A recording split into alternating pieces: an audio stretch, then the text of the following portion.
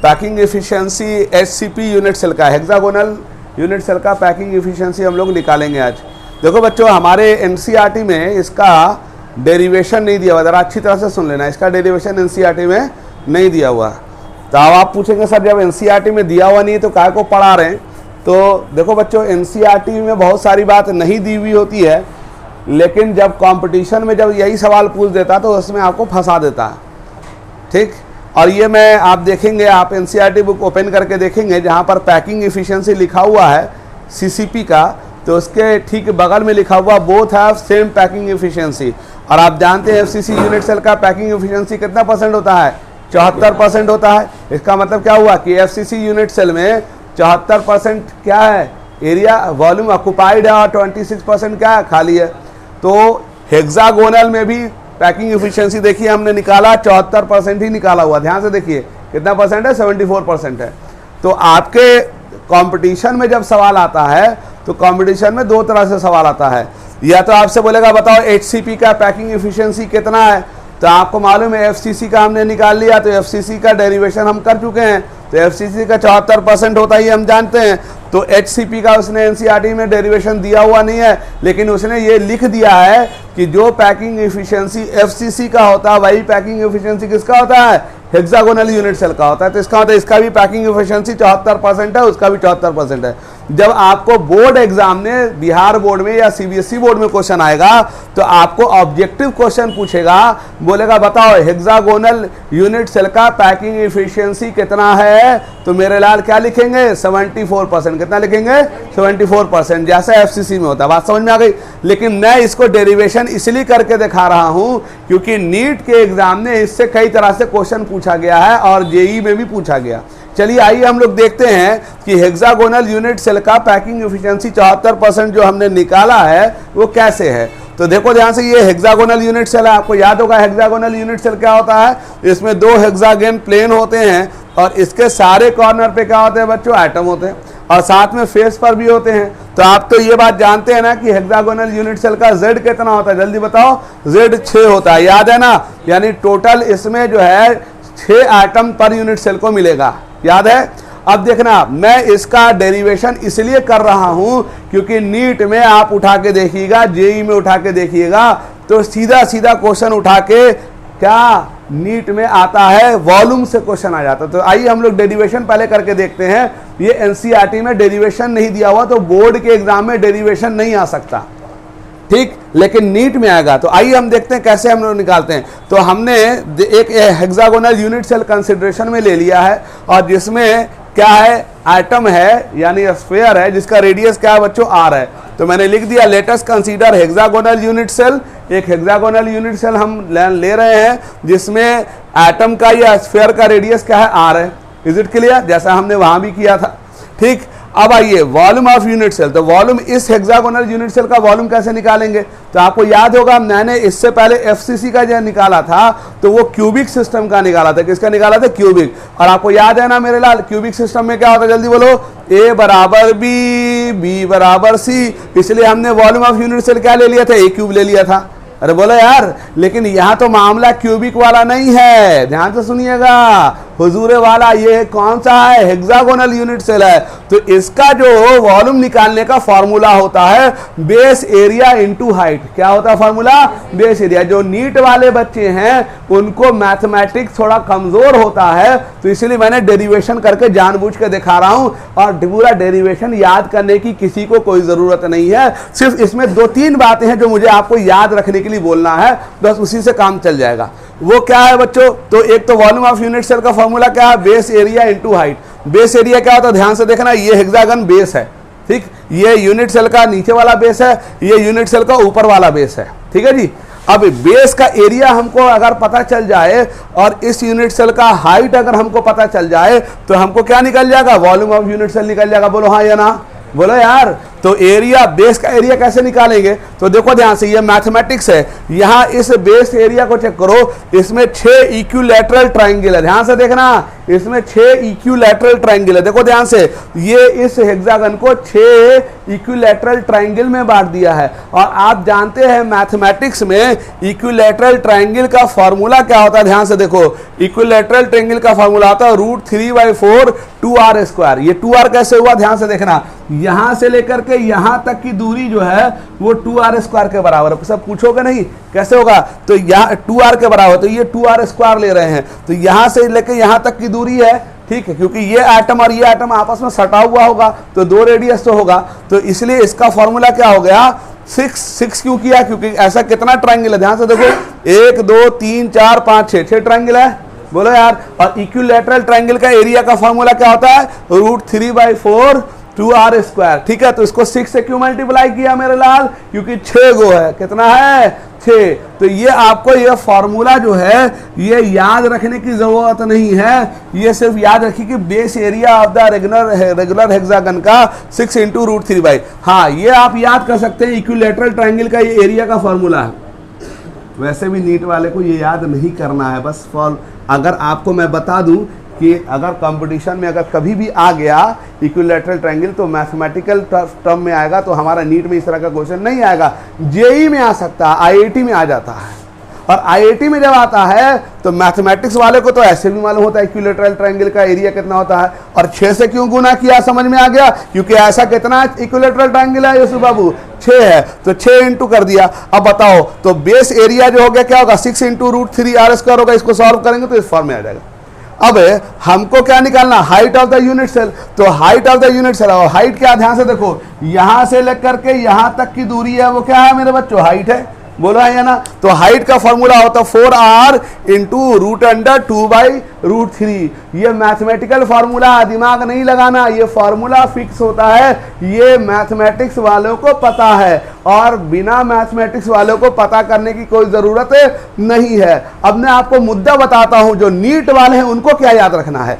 अब बताओ, हाइट हमने बता दिया कितना है, 4r × √2/√3, और बेस एरिया का है ना एरिया निकाल दिया। अब बताओ वॉल्यूम ऑफ यूनिट सेल क्या हो जाएगा? ध्यान से देखना, volume of the unit cell कैसे निकालेंगे? तो अगर आपको हाइट मालूम है और बेस मालूम है तो volume of the unit cell निकल जाएगा, नहीं निकल जाएगा?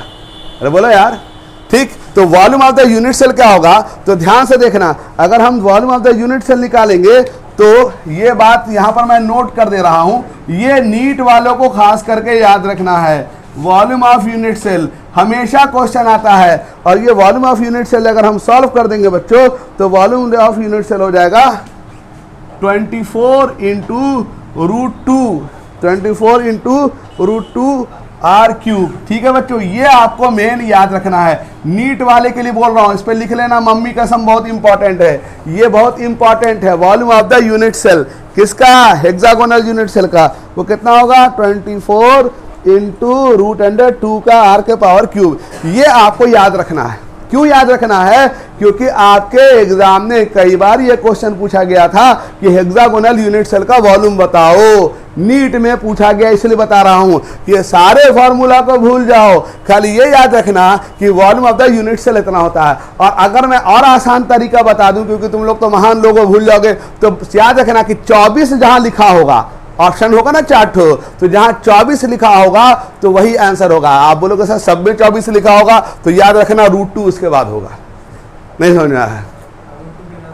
अब √2 भी दिया रहेगा तो याद रखना r1 नहीं होगा, 2 नहीं होगा, क्यूब होगा।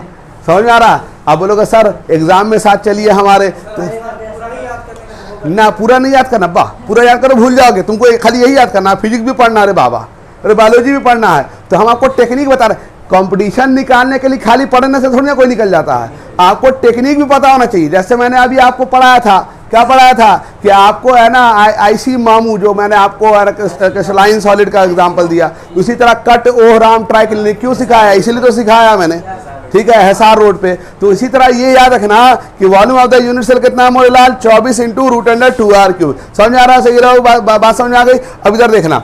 अब बताओ volume occupied by the sphere. अब बताओ इसका z कितना होता है? जल्दी बोलो। z 6 होता है? अरे किसी को शक तो नहीं है ना? बोलो यार, तो Z6 होगा, इसका मतलब इसके यूनिट सेल में टोटल आइटम कितना मिलेगा? 6। बोलो हाँ या ना? कैसे मिलेगा, समझ में आ रहा ना? अब बताओ, अब अगर हमको वॉल्यूम ऑफ द स्फीयर निकालना तो टोटल आइटम कितना है यूनिट सेल में? 6। और एक आइटम का वॉल्यूम कितना होता है भाई? 4/3 पाई आर क्यूब। तो बोलो क्या करेंगे, क्या हो जाएगा? जब हम सॉल्व करेंगे तो 8 पाई आर क्यूब आ जाएगा। क्या आ जाएगा बच्चों? Volume occupied by the sphere, है ना? इसको 6 से गुना करने पे ये फॉर्म में आ जाएगा। बोलो हाँ या ना? अब बताओ, पैकिंग इफिशियंसी या पैकिंग फ्रैक्शन का फॉर्मूला क्या होता है? जल्दी बोलो। Volume occupied by the sphere upon क्या? Volume of unit cell into क्या करना पड़ेगा? 100। अब volume occupied by the sphere क्या कितना है? बोलो 8 पाई आर क्यूब है। अरे निकाला ना भी। और volume of the unit cell कितना था? 24 इंटू रूट अंडर 2 आर का पावर क्यूब इंटू 100 कर देंगे तो कितना परसेंट आ गया? 74%। कितना परसेंट आ गया? 74%। अब नीट वाले को 2 बात याद रखनी है। पहली बात, हेक्सागोनल यूनिट सेल का वॉल्यूम निकालना। आप पूछोगे सर कैसे आएगा सवाल, तो आपको एफसीसी का ध्यान से देखना, एफसीसी का, बीसीसी का, हेक्सागोनल यूनिट सेल का, तीनों का वॉल्यूम का रेशियो पूछ देता है, अनुपात पूछ देता है। तो आदमी को एफसीसी का याद रहता है। क्यों याद रहता है? क्योंकि मैंने आपको याद कराया था एफसीसी में क्या होता है? √3a=4r।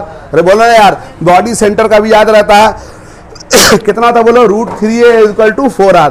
तो इसका याद नहीं होता, तो इसका याद कर लो, 24 होता है। और 24 के बाद फिर अगर 24 सब में आ गया तो फिर याद रखना √2 होता है। और वो भी अगर आ गया तो r में 1 नहीं, 2 नहीं, 3 गो पावर है। समझ में आ गया बच्चों? ठीक है जी, इसको नोट डाउन कर लो आप लोग, जल्दी से इसको नोट डाउन करो। ठीक है बच्चों, अब हम लोग आगे बढ़ेंगे बच्चों और एक नई बात पढ़ेंगे, radius ratio. Radius ratio and coordination number, and coordination number. Radius ratio and coordination number. ठीक है बच्चों, अब पहले समझने की कोशिश ज्यादा करना बच्चों, लिखना मत, पहले समझ लो। रेडियस रेशियो किसको कहते हैं? जरा नाम से अंदाजा लगाओ। रेडियस का मतलब क्या होता है? आपको मालूम है कि किसी भी आयनिक क्रिस्टल में कौन होता है? एक एनायन होता है और एक कौन होता है? कैटायन होता है। जैसे NaCl में Na+ क्या होगा? कैटायन होगा, और Cl- क्या होगा? तो अगर कैटायन का रेडियस हमको मालूम है, इसको R+ से दिखाते हैं। किससे दिखाते हैं? और अगर एनायन का रेडियस हमको मालूम है तो कैटायन का रेडियस को एनायन के रेडियस से भागा दे देंगे। क्या दे देंगे? भागा। भागा मतलब विभाजित कर देंगे।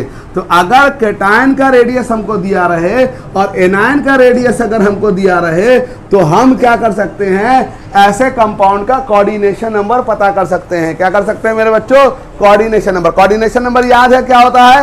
एक एटम को जितना एटम घेरता है उसको कोऑर्डिनेशन नंबर कहते थे। याद है? तो अब याद रखिए, इधर देखिए सब कोई, कोऑर्डिनेशन नंबर क्या होगा? इसके लिए पहले आपको रेडियस रेशियो निकालना पड़ेगा। क्या निकालना पड़ेगा? Radius ratio. और रेडियस रेशियो जो है आपको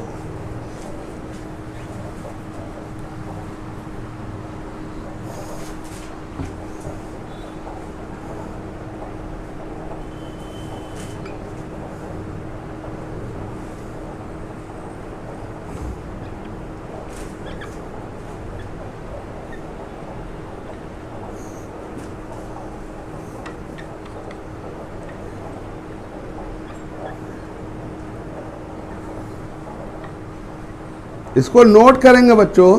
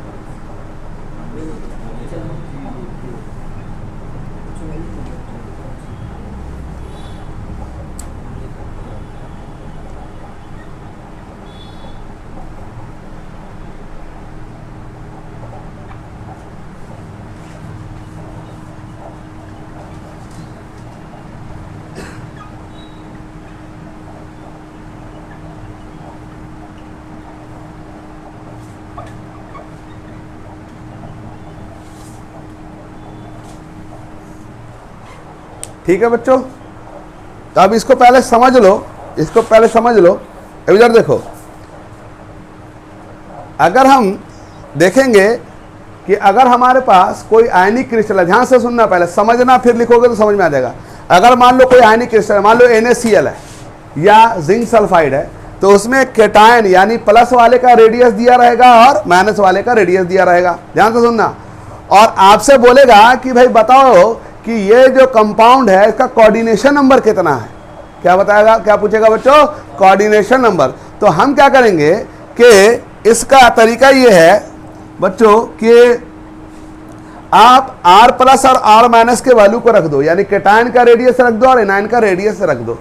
और रेडियस से केटायन और एनायन का रखने के बाद जो आपको रेशियो आएगा, जो सॉल्व करके जो वैल्यू आएगा, तो उस वैल्यू को चेक करना है इस डाटा में, उस वैल्यू को चेक करना किसमें? इस डाटा में।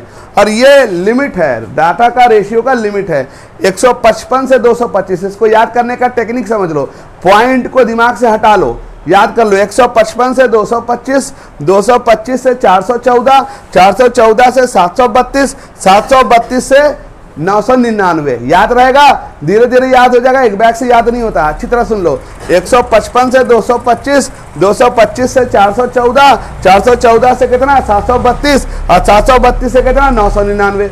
अब ध्यान से देखना, अगर आपको केटायन का रेडियस दिया रहे मेरे लाल और एनायन का रेडियस दिया रहे और बोले बताओ कोऑर्डिनेशन नंबर कितना होगा, तो अगर मान लो केटायन का रेडियस दे दिया और एनायन का रेडियस दे दिया, और मान लो आपने केटायन और एनायन का रेडियस रख के सॉल्व किया, और मान लो वो आ गया, मान लो आ गया 220। कितना आ गया बच्चों? 220। रेशियो कितना आ गया बच्चों? अनुपात कितना आ गया? 220। आ सकता है ना भाई, क्योंकि केटायन का वैल्यू दिया रहेगा और एनायन का रेडियस वैल्यू दिया रहेगा, तो आप उसको सॉल्व करेंगे तो कुछ ना कुछ वैल्यू तो आएगा। मान लो 220 आ गया, तो अब आपको चेक करना है कि 220 किसके वैल्यू में आ रहा है, किसके बीच में पड़ रहा है। तो आपको पता है 220 155 से 225 के बीच में आ जाएगा। बोलो है या ना? तो अगर 200 आ गया, 220 आ गया, तो इसका मतलब वो जो 220 है इन्हीं दोनों के बीच में फॉल किया ना, तो इसका मतलब आप कहेंगे मम्मी कसम कोऑर्डिनेशन नंबर 3 होगा। समझ में आ रहा? अगर मान लो कि अगर वैल्यू 455 आ जाता, फॉर एग्जांपल R+ और R वैल्यू का दिया रहा, R- का वैल्यू दिया रहता, और सॉल्व किया आपने, उसमें कितना आ गया? 455। तो डेफिनेटली 455 किसके बीच आएगा बताओ? ये 414 से 732 के बीच में आएगा ना, तो इसका मतलब कोऑर्डिनेशन नंबर कितना हो जाएगा? 6 हो जाएगा। क्या हो जाएगा बच्चों? 6। अगर मान लो कि आपका वैल्यू जो है 750 आ गया, तो इसका मतलब आपको कौन सा कोऑर्डिनेशन नंबर हो जाएगा? 8। कोऑर्डिनेशन नंबर किसे कहते हैं मालूम है ना? एक एटम को जितना एटम सराउंड कर रहा है उसको कोऑर्डिनेशन नंबर कहते हैं। बात समझ में आ गई? तो अब यहां पर यही बात मैंने लिखी है, तो आपको यहां करना क्या है, अच्छी तरह से सुन लो। आपको सवाल कैसे आएगा और आपको जवाब कैसे देना है बच्चों। यहां पर सवाल पूछने का 3 तरीका होगा, ध्यान से सुन लो। सवाल पूछने का 3 तरीका होगा। बोर्ड एग्जाम में, अगर CBSE बोर्ड में और बिहार बोर्ड में देखोगे तो ये क्वेश्चन नहीं आएगा। सुनो क्या बोल रहा हूं, ये क्वेश्चन नहीं आएगा। तो आप पूछोगे सर नहीं आएगा तो क्यों पढ़ा रहे हैं? तो मेरे बच्चों NCERT जब आप पढ़ोगे तो बहुत सारी बातें वहां पर लिखी हुई होती हैं, और बिहार बोर्ड में इतनी बारीक बात पे सवाल नहीं आता है। सुन लो अच्छी तरह से, ये नहीं है कि आपके सिलेबस में नहीं है, इसलिए नहीं मैं आपको बता रहा हूं कि साहब सिलेबस में नहीं है। सिलेबस में है, लेकिन बिहार में इस तरह का बारीक क्वेश्चन नहीं आता। लेकिन अगर गलती से आ गया, मान लो कि आना एग्जामिनर उस दिन जो है मछली खा के आ गया होगा, उसका मन किया थोड़ा टफ क्वेश्चन डालने का, तो फिर इस क्वेश्चन का जवाब आपको देना मुश्किल पड़ जाएगा, तो रटने से भी काम नहीं चलेगा। तो इसलिए समझ लो कि इसको समझना जरूरी है। कंपटीशन में आएगा ही आएगा, बिहार बोर्ड में आ भी सकता है और नहीं भी आ सकता है, लेकिन अगर आएगा तो आपको जवाब देना भारी पड़ जाएगा। आप ये सोच के समझेंगे कि NCERT में नहीं दिया हुआ तो NCERT पढ़ोगे तो लिखा हुआ होता, इनडायरेक्टली लिखा हुआ होता। दूसरी बात, आपको यहां पर सबसे पहले तो दो काम करने हैं। रेडियस रेशियो का वैल्यू याद करना है। कहां से कहां, फिर से बोलिए, 155 से 225, 225 से 414, 414 से 732 और 732 से 999। बात समझ में आ रही है? 155 से 225, 225 से 414, 414 से 732, 732 से 999। बात समझ में आ रही है? अब आपसे क्या सवाल पूछेगा तो ध्यान से सुन लेना।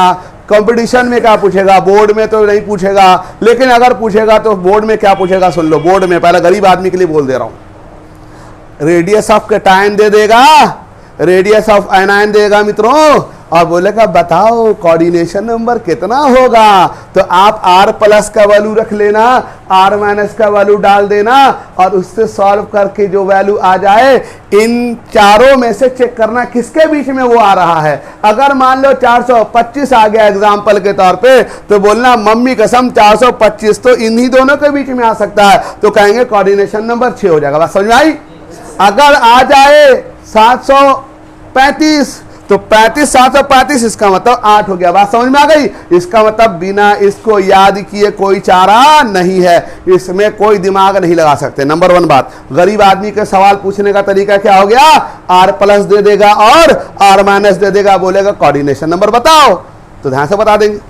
ये तो हुआ बिहार बोर्ड सीबीएसई बोर्ड में पूछने वाला सवाल। अब मैं आपको बताता हूं कंपटीशन में क्या पूछेगा, ध्यान से सुनना। कंपटीशन में क्या पूछेगा, बोलेगा Na प्लस का और कैटायन का और एनायन का रेडियस दे देगा, और बोलेगा कि भाई बताओ कि कैटायन किस वाइड में है, ऑक्टाहेड्रल वाइड में है कि टेट्राहेड्रल वाइड में है कि ट्राइगोनल वाइड में है। तो आप क्या करेंगे, R प्लस और R माइनस का वैल्यू सॉल्व करेंगे। बात समझ में आ रही है? और वहां पर आपको क्या निकलेगा, क्या निकलेगा, रेशियो। अब मान लो रेशियो किसके बीच में आ गया, किसके बीच में आ गया, इन दोनों के बीच में आ गया, तो हम कहेंगे कि कैटायन टेट्राहेड्रल वाइड में है। अब पूछोगे नहीं सर क्यों, क्योंकि इन दोनों के बीच में आया तो वाइड कौन सा बनेगा, देखो लिखा हुआ टाइप ऑफ वाइड, तो वाइड कौन सा होगा, टेट्राहेड्रल वाइड। बात समझ में आ गई? अगर इन दोनों के बीच में आ जाएगा तो कहेंगे ऑक्टाहेड्रल वाइड में। बात समझ आ गई? ये कॉम्पिटिशन में पूछा जाने वाला सवाल। ठीक, तो पहला सवाल R प्लस R माइनस दे देगा और बोलेगा कोऑर्डिनेशन नंबर बताओ, तो रेशियो निकाल के मैच कर लेना किसके बीच में आ रहा कोऑर्डिनेशन नंबर। दूसरा सवाल थोड़ा टफ सवाल पूछेगा, बोलेगा बताओ टेट्राहेड्रल वाइड में आ रहा है कैटायन या ऑक्टाहेड्रल वाइड में आ रहा है या क्यूबिक वाइड में आ रहा है, तो हम क्या जवाब देंगे, हम R प्लस R माइनस का वैल्यू निकालेंगे, रख देंगे, और रेडियस रेशियो क्या करेंगे, निकाल लेंगे, और रेडियस रेशियो का वैल्यू जिसके बीच फॉल करेगा, अगर वो 4 वाले में फॉल करेगा तो कहेंगे टेट्राहेड्रल वाइड में। 2 सवाल बता दिया मैंने। तीसरा सवाल क्या पूछेगा, अब ध्यान से सुनना, तीसरा सवाल जो सबसे इंपॉर्टेंट होगा, बोलेगा एनायन का R माइनस का वैल्यू दे देगा, रेडियस ऑफ एनायन दे देगा, और बोलेगा कि कोऑर्डिनेशन नंबर 6 है। कितना है कोऑर्डिनेशन नंबर, क्या है 6, और बोलेगा कि कैटायन का मिनिमम साइज बताओ जो ऑक्टाहेड्रल वाइड में जाके फिट हो जाए। ध्यान से सुनना क्या बोल रहा हूं, रेडियस ऑफ एनायन दे देगा, ध्यान से सुनो क्या बोल रहा हूं, रेडियस ऑफ एनायन दे देगा और ऑक्टाहेड्रल वाइड यानी कोऑर्डिनेशन नंबर दे देगा, और बोलेगा बताओ कैटायन का सबसे छोटा साइज बताओ जो ऑक्टाहेड्रल वाइड में जाके फिट हो जाए। तो याद रखना ऑक्टाहेड्रल वाइड का लिमिट कितना है, 414 से कहां है 732। तो जब आपसे बोलेगा मिनिमम साइज बताओ, यानी आपको बताना है क्या, R माइनस दिया रहेगा, R प्लस का साइज बताना है, तो आप क्या करोगे, जब मिनिमम साइज बोलेगा, ध्यान से सुनना क्या बोल रहा हूं, जब मिनिमम साइज बोलेगा तो आपको क्या करना है, लोअर लिमिट को रखना है। किसको रखना है, लोअर लिमिट को। तो यहां पर क्या लिखेंगे, सोच के देखो, R प्लस का वैल्यू आपको, R प्लस का वैल्यू निकालना है, R माइनस का वैल्यू दिया रहेगा, और आपसे बोलेगा R प्लस यानी मिनिमम छोटा साइज बताओ कैटायन का जो फिट हो जाए। तो मिनिमम साइज रखने के लिए हमको क्या लेना पड़ेगा, लोअर लिमिट, यानी 414 रख देंगे, तो R प्लस का साइज पता चल जाएगा। और अगर इसी सवाल में मित्रों कह दे, ध्यान से सुनना, कि R माइनस का वैल्यू दे दे और बोले कि बताओ, ध्यान से सुनना, बताओ कि मैक्सिमम साइज ऑफ कैटायन बताओ जो ऑक्टाहेड्रल वाइड में फिट हो जाए। साइज ऑफ कैटायन बताओ जो मैक्सिमम सबसे बड़ा साइज का हो, ध्यान से सुनो, किससे बड़ा हो, सबसे बड़ा साइज का हो। तो फिर क्या करेंगे बताओ, हमको बोल रहा है ऑक्टाहेड्रल वाइड में रखने के लिए, ऑक्टाहेड्रल वाइड यानी 6 वाले केस में, तो बताओ हमको मैक्सिमम साइज कैसे निकालेंगे, बोलो यार, क्या निकालेंगे? तो 732 वाला वैल्यू लेंगे ना। क्यों 732 वाला क्यों लेंगे? क्योंकि मैक्सिमम साइज निकालने बताने को कहा, तो यहां पर क्या रख देंगे? 414 की जगह 732 रख देंगे। बात समझ में आई? तो कितने तरह का सवाल पूछा? पहला R प्लस और R माइनस दे देगा, बोलो हाँ या ना। और क्या निकालने को कहेगा? Coordination number. तो R प्लस R माइनस रख देंगे और वैल्यू को चेक कर लेंगे, जिसके बीच में आ जाएगा हम कह देंगे होगा। दूसरा सवाल क्या पूछेगा बोलो? दूसरा पूछेगा कि कौन से वॉइड में एटम है, तो इसका मतलब R प्लस और R माइनस का वैल्यू दे देगा और आप क्या करेंगे? उसमें रेशियो निकालेंगे, जिस रेशियो के बीच में आ जाएगा तो कहेंगे, अगर 4 वाले के बीच में आए तो कहेंगे टेट्राहेड्रल वॉइड में आ रहा है केटायन। तीसरा सवाल क्या पूछेगा? एनायन का रेडियस दे देगा, हमको देखना एनायन का रेडियस दे देगा और बोलेगा केटायन का साइज बताओ, मिनिमम साइज बताओ जो टेट्राहेड्रल वॉइड में फिट कर दें। किसमें फिट कर दें? टेट्राहेड्रल वॉइड में। तो टेट्राहेड्रल वॉइड में जब फिट करने को कह दे तो आपको टेट्राहेड्रल वॉइड का लिमिट कितना है? 225 से कितना है? अरे बोलो यार 414। तो आपको मिनिमम साइज निकालने को कह देगा तो हम कौन सा लिमिट रखेंगे? सबसे छोटा वाला लिमिट रखेंगे। बात समझ में आ गई? और अगर बोलेगा मैक्सिमम साइज बताओ केटायन का जो फिट हो जाए तो क्या रख देंगे बच्चों? बोलो क्या रख देंगे? 414। ये 3 सवाल हुआ, 3 सवाल। और चौथा सवाल क्या पूछेगा? एनायन का रेडियस निकालने को कह देगा। क्या कर देगा? एनायन का रेडियस। और एनायन का रेडियस निकालने को कहेगा तो फिर आपको क्या करना पड़ेगा? इसमें दोनों वैल्यू रखना पड़ेगा एक एक करके। ध्यान से सुनना, क्या बोला? एम्स में पूछा हुआ क्वेश्चन है। छोटा वाले भी रखना पड़ेगा और बड़ा भी। जैसे बोलेगा कि टेट्राहेड्रल वॉइड में रखना है, एनायन का साइज बताओ, तो टेट्राहेड्रल का लोअर वैल्यू भी रखना है और क्या रखना है? Higher value. और लोअर और हायर वैल्यू के बीच में जो ऑप्शन नजर आ रहा होगा, 4 ऑप्शन दिया होगा ना, तो उसके बीच में जो ऑप्शन दिया होगा वही आंसर होगा। जैसा कि मैंने पिछले लेक्चर में आपको पढ़ाया था, याद करो मैंने बताया था, तो उस क्वेश्चन में मैंने यही बताया था, जो मैंने गलती से दे दिया था वो सवाल, ये वही सवाल है। तो मेरे लाल ये 4 सवाल आने वाला है। फिर से समझा दे रहा हूं, R प्लस और R माइनस क्या है? रेडियस ऑफ केटायन और रेडियस ऑफ एनायन। और बोलेगा कि भाई बताओ कोऑर्डिनेशन नंबर कितना होता है, तो ये आप कोऑर्डिनेशन नंबर याद रखना पड़ेगा बच्चों। बात समझ में आ गई? अच्छी तरह क्लियर हो गया? अब इसको नोट डाउन कर लें आप लोग, ठीक है बच्चों। अब देखो यहां पर मैंने इसी बेसिस पे नीट का एक क्वेश्चन दे दिया बच्चों, 2016 में आया था और यही क्वेश्चन एम्स में भी ऑलरेडी आ चुका है और यही क्वेश्चन जेईई मेंस में आता रहता है। मैं एक एग्जाम्पल, मेरे पास बुक है 33 इयर्स बच्चों, आप लोग साथ साथ इसको है ना परचेज कर लो। बेहतर यह है कि जो है वो जो है आप इसको बना लेना। अब देखो यहाँ पर एक क्वेश्चन है, ध्यान से देखना। इस क्वेश्चन में A प्लस एक आयनिक सॉलिड है जिसका केटायन A प्लस और एनायन क्या है बच्चों? B माइनस है। और केटायन का रेडियस दिया हुआ है और एनायन का रेडियस बच्चों दिया हुआ है और बोलता है कि भाई बताओ इसका कोऑर्डिनेशन नंबर क्या होगा। तो मेरे लाल आपको अभी मैंने बताया कि रेडियस रेशियो निकाल लेंगे, केटायन का वैल्यू रख देंगे और एनायन का वैल्यू रख देंगे और केटायन और एनायन के वैल्यू रखने के बाद जो रेशियो निकल के आएगा, देखो इसका रेशियो 0.54 आया है, 0.541 आया। तो बच्चों ये जो वैल्यू आएगा वो वैल्यू किसके बीच में आएगा? ये वैल्यू आएगा डेफिनेटली कोऑर्डिनेशन नंबर 6 में आएगा। आप चेक कीजिएगा तो वहां आ जाएगा बच्चों, ठीक है बच्चों। तो इसको आप लोग नोट डाउन कर लीजिए, ठीक है। तो अब ये प्रॉब्लम्स आप लोगों ने देख लिया बच्चों। अब इसमें सिर्फ एक ही प्रॉब्लम होती है बच्चों कि वो डाटा याद नहीं होता है। तो जो नीट के लिए आप चाहते हैं कि करना है तो इसको डाटा को बेटा याद करना पड़ेगा। बिहार बोर्ड में बहुत कम चांस आता है क्वेश्चन आने का, लेकिन याद अगर होगा, अगर गलती से आ गया तो बच्चों ये सवाल आपको बनाना पड़ जाएगा। तो इसलिए बेहतर ये है कि 2-3 बार ट्राई करके 155 से 225 करके आपको याद कर लेना है और फिर जो है ये सवाल बन जाएगा। दूसरी बात ये है बच्चों कि इसमें जो सवाल आने का तरीका मैंने 3 तरह का बता दिया है, 4 तरह का, याद है ना। एक तो केटायन और एनायन का रेडियस दे देगा, बोलेगा कोऑर्डिनेशन नंबर बताओ तो सीधे बता देंगे। दूसरा सवाल देगा केटायन एनायन का रेडियस दे देगा, बोलेगा वॉइड बताओ तो भी बता देंगे। और तीसरा सवाल बोलेगा केटायन का मिनिमम साइज बताओ या केटायन का मैक्सिमम साइज बताओ। तो केटायन का मिनिमम साइज और मैक्सिमम साइज रखने के लिए क्या करना पड़ेगा? अगर टेट्राहेड्रल वॉइड होगा तो उसका लोअर लिमिट लेना पड़ेगा और मैक्सिमम साइज बताने के लिए हायर लिमिट लेना पड़ेगा। बात समझ में आ गई बच्चों? तो इतना आप लोग कर लीजिए बच्चों। In next class we will continue with the same topic. Good bye.